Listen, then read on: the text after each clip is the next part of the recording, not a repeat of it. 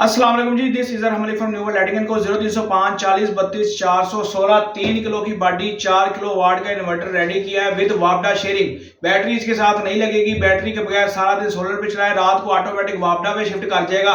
अगर यूपीएस लगा हुआ है तो यूपीएस का आप इनपुट इसको देके यूपीएस अपनी बैटरी भी चार्ज करवा सकते हैं। क्वालिटी आप चेक कर सकते हैं। इसके अंदर 0305 40 32 416 हमारा नंबर है।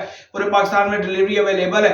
इसका रेट जो है वो इस टाइम जो है 30,000 रुपया है। ज्यादा जिसको चाहिए उसको जो है वो हम डिस्काउंट भी कर देंगे और delivery all over Pakistan free है। क्या इधर भाई जरा इधर आ जाओ, आप करीब आ जाओ, इसके ऊपर आ जाओ तो आप इसकी किट चेक कर सकते हैं। इसकी आईजीबीटी जापानी है, कैपेसिटर चेक कर लें, कैपेसिटर जापानी है, साथ एक्स्ट्रा कैपेसिटर भी लगाया गया है इसको करने के लिए, सिक्योर करने के लिए। साथ जो इसके साथ चार्ज कंट्रोल लगाया गया है एलसीडी को या फैन को करंट देने के लिए, वो भी जापानी के अंदर है। और उसके बाद जो इसके साथ वापडा शेयरिंग के लिए जो डिवाइस लगाई गई वो भी देख लें। इसको करीब से करके दिखा जरा।